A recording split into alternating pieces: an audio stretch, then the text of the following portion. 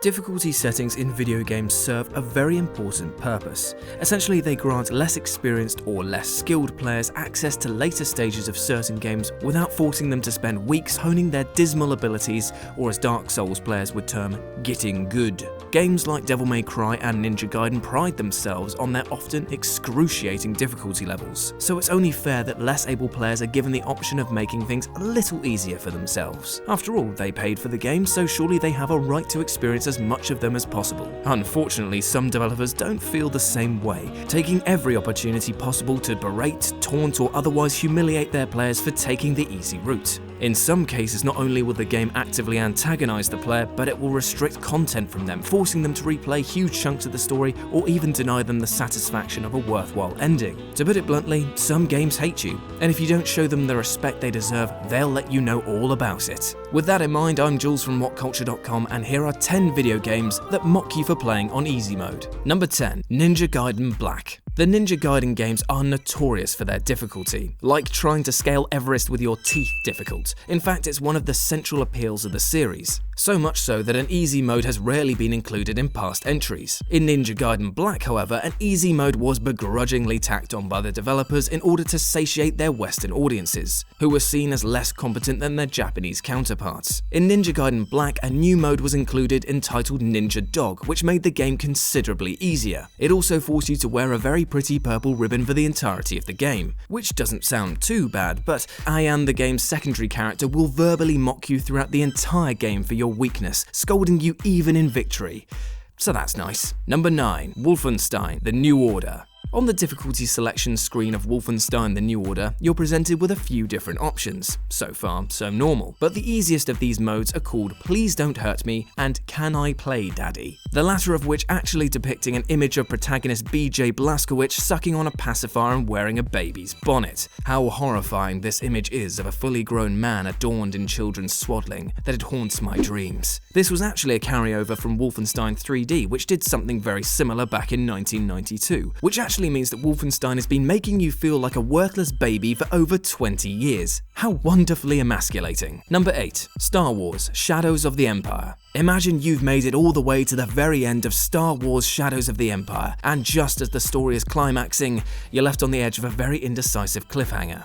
Well, if you're playing on easy mode, that's exactly what will happen. At the very end of the game, you aren't actually told whether or not the protagonist has survived the destruction of the big bad space station. The game just cuts to credits unless you're playing on medium difficulty or above, which is kind of a dick move, as at no point leading up to this would you think that it would make a difference. If you do manage to beat the game on a harder difficulty, you'll find out whether or not Dash, the hero, has made it out alive. Spoilers, he does. I mean, look at that chin, it could deflect a blow from a Mandalorian blade. Number 7. Metal Gear Solid 5: The Phantom Pain. If you die one too many times in the latest installment of Konami's Metal Gear Solid series, you'll be asked whether or not you'd like to make the game a little easier for yourself. If you agree, the game increases the amount of times you can be spotted by enemies before an alert is triggered.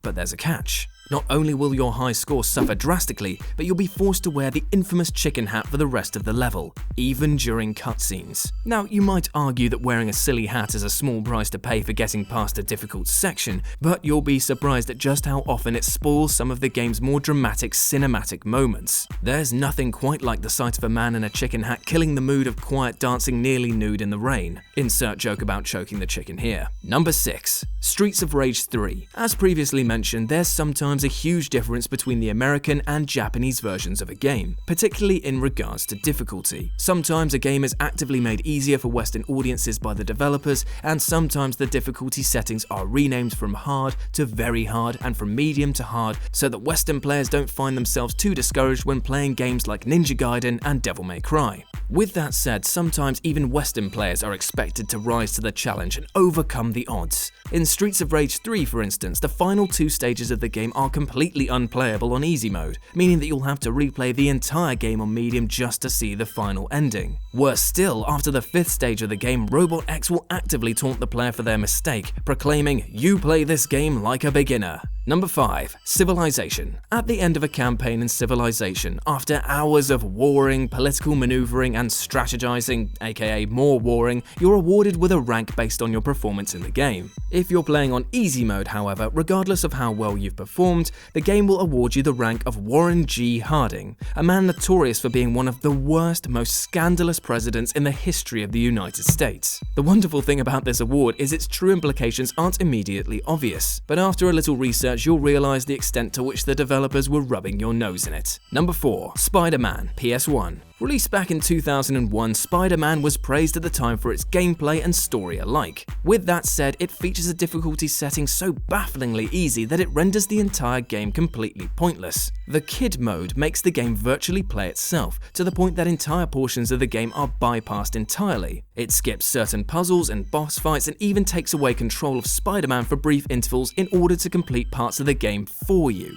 Best of all, during an early sequence in the game, Spider-Man will be tasked with safely defusing a bomb after a bank heist goes bad. If you're playing on Kid mode, he'll say, "I need to put the bomb in a safe place," as if there's no way you could have figured it out on your own. If you have a toddler who isn't quite capable of playing video games properly yet, then the Kid mode is probably a great way to make them feel like they're actually accomplishing something. But I am not a baby. I'm a man with bills to pay and avocados in my fridge, and I only completed the game on Kid mode as a joke, I swear, not because I got stuck on the scorpion fight. Number 3. King's Quest VI. Since the very first entry in this series, one of the central appeals of the King's Quest franchise has been the adventure itself. From the original all the way up to last year's remake, the games have showcased a variety of environments, enemies, and characters, and emphasized considerably your interactions with those around you. In King's Quest VI, however, the player is given two very distinct options: a quick route and a much longer route. The correct route is the long one, at least according to the developers, as the short route bypasses several side quests and even huge chunks of the main quest as well. If you do take the short route, Cosima will lament all of the missed opportunities and experiences, suggesting that while you have indeed managed to finish the game, you've missed a lot of important stuff. Number 2. Monkey Island 2: LeChuck'S Revenge. A point-and-click adventure game, Monkey Island and puzzle solving are so intrinsically connected that it's hard to imagine one existing without the other.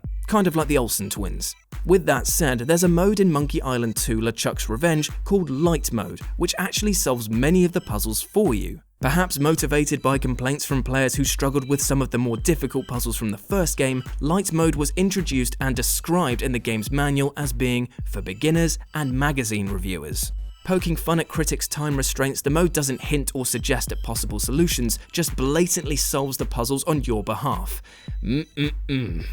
My dignity. Number 1. Twisted Metal 2. Sequel to the incredibly popular Twisted Metal, Twisted Metal 2 improved on nearly everything about the first game, including the franticness and unpredictability of the gameplay. As such, the game offered players the option of playing on easy mode, which is only fair given how incredibly off-putting the series is for new players unfamiliar with the series' speed and intensity. What they don't tell you when you select this mode is that it effectively ends the game after the first boss, literally putting a stop sign in front of the player that reads, "No losers allowed." The sign isn't too far into the game, so it's not like you have to replay much of it, but god damn did it feel like a slap in the clutch. And that's the end of our list. Got any other games which chastise you like a child? Well then drop us a message in the comments below. And if you want to coddle me publicly, then baby you can do so here and here. If you enjoyed the video and want to see more, then like, share and subscribe. I'm Jules for WhatCulture.com and I'll see you soon.